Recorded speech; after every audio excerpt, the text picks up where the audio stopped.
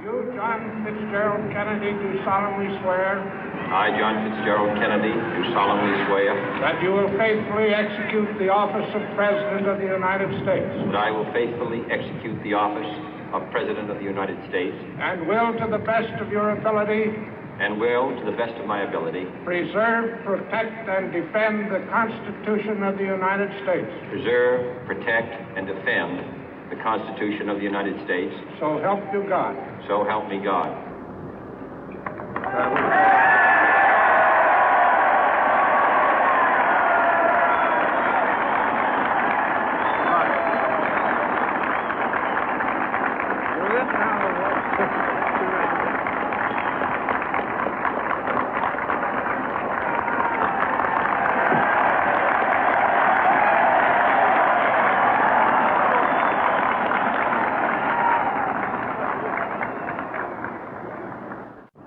Vice President Johnson, Mr. Speaker, Mr. Chief Justice, President Eisenhower, Vice President Nixon, President Truman, Reverend clergy, fellow citizens. We observe today not a victory of party, but a celebration of freedom, symbolizing an end as well as a beginning, signifying renewal as well as change.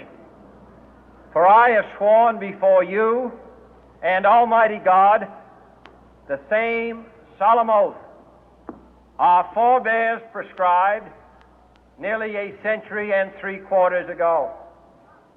The world is very different now, for man holds in his mortal hands the power to abolish all forms of human poverty and all forms of human life.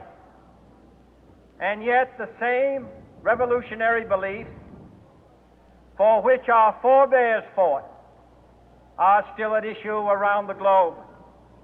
The belief that the rights of man come not from the generosity of the state, but from the hand of God. We dare not forget today that we are the heirs of that first revolution. Let the word go forth from this time and place to friend and foe alike that the torch has been passed to a new generation of Americans born in this century, tempered by war, disciplined by a hard and bitter peace, proud of our ancient heritage, and unwilling to witness or permit the slow undoing of those human rights to which this nation has always been committed and to which we are committed today at home and around the world.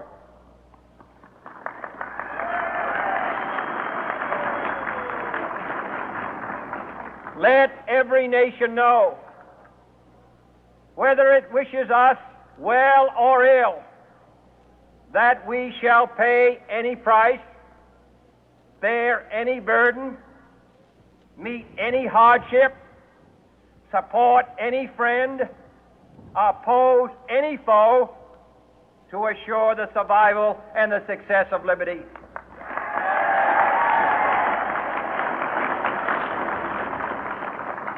This much we pledge and more. To those old allies whose cultural and spiritual origins we share, we pledge the loyalty of faithful friends. United, there is little we cannot do in a host of cooperative ventures. Divided, there is little we can do, for we dare not meet a powerful challenge at odds and split asunder. To those new states whom we welcome to the ranks of the free, we pledge our word that one form of colonial control shall not have passed away, merely to be replaced by a far more iron tyranny.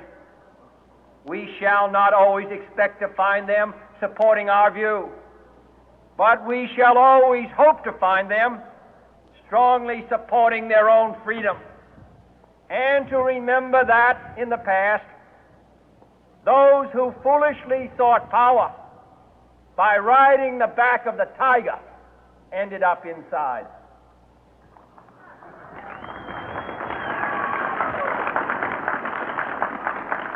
To those people in the huts and villages of half the globe struggling to break the bonds of mass misery, we pledge our best efforts to help them help themselves for whatever period is required, not because the communists may be doing it, not because we seek their votes, but because it is right.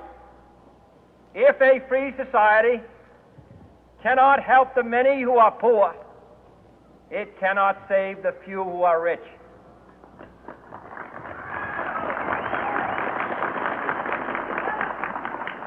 To our sister republics south of our border, we offer a special pledge to convert our good words into good deeds, in a new alliance for progress, to assist free men and free governments in casting off the chains of poverty. But this peaceful revolution of hope cannot become the prey of hostile powers. Let all our neighbors know that we shall join with them to oppose aggression or subversion anywhere in the Americas.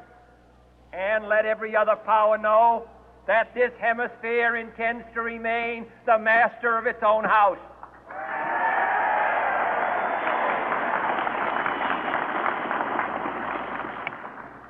To that World Assembly of Sovereign States, the United Nations, our last best hope, in an age where the instruments of war have far outpaced the instruments of peace, we renew our pledge of support to prevent it from becoming merely a forum for invective, to strengthen its shield of the new and the weak, and to enlarge the area in which its writ may run.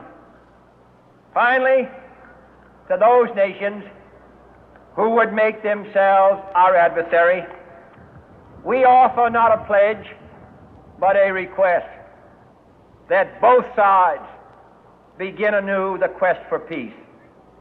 Before the dark powers of destruction, unleashed by science, engulf all humanity in planned or accidental self-destruction, we dare not tempt them with weakness, for only when our arms are sufficient beyond doubt can we be certain beyond doubt that they will never be employed. But neither can two great and powerful groups of nations take comfort from our present course, both sides overburdened by the cost of modern weapons, both rightly alarmed by the steady spread of the deadly atom, yet both racing to alter that uncertain balance of terror that stays the hand of mankind's final war. So let us begin anew, remembering on both sides that civility is not a sign of weakness, and sincerity is always subject to proof. Let us never negotiate out of fear, but let us never fear to negotiate.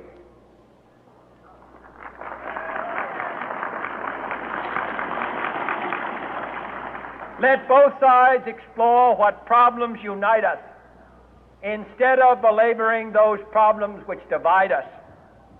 Let both sides, for the first time, formulate serious and precise proposals for the inspection and control of arms, and bring the absolute power to destroy other nations under the absolute control of all nations.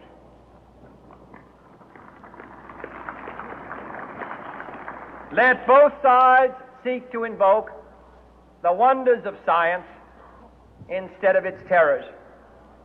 Together, let us explore the stars, conquer the deserts, eradicate disease, tap the ocean depth, and encourage the arts and commerce. Let both sides unite to heed in all corners of the earth the command of Isaiah to undo the heavy burden and let the oppressed go free. And if a beachhead of cooperation may push back the jungle of suspicion, let both sides join in creating a new endeavor, not a new balance of power, but a new world of law, where the strong are just and the weak secure and the peace preserved. All this will not be finished in the first 100 days, nor will it be finished in the first 1,000 days, nor in the life of this administration, nor even perhaps in our lifetime on this planet. But let us begin.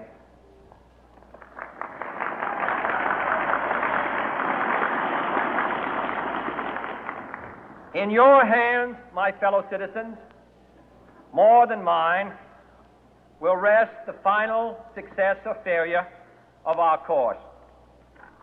Since this country was founded, each generation of Americans has been summoned to give testimony to its national loyalty. The graves of young Americans who answered the call to service surround the globe. Now the trumpet summons us again, not as a call to bear arms, though arms we need, not as a call to battle, though in battle we are, but a call to bear the burden of a long twilight struggle, year in and year out, rejoicing in hope, patient in tribulation, a struggle against the common enemies of man, tyranny, poverty, disease, and war itself. Can we forge against these enemies a grand and global alliance, north and south, east and west, that can assure a more fruitful life for all mankind? Will you join in that historic effort?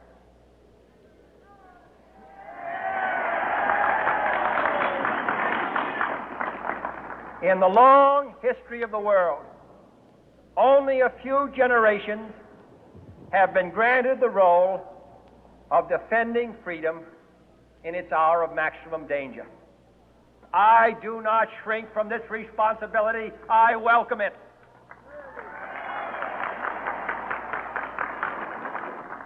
I do not believe that any of us would exchange places with any other people or any other generation. The energy, the faith, the devotion which we bring to this endeavor will light our country and all who serve it. And the glow from that fire can truly light the world. And so, my fellow Americans, ask not what your country can do for you. Ask what you can do for your country.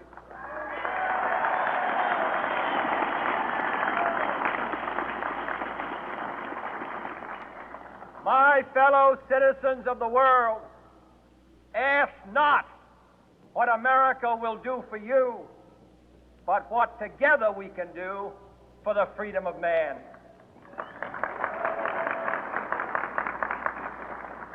Finally, whether you are citizens of America or citizens of the world, ask of us here the same high standards of strength and sacrifice which we ask of you. With a good conscience, our only sure reward, with history the final judge of our deeds, let us go forth to lead the land we love, asking His blessing and His help, but knowing that here on earth God's work must truly be our own.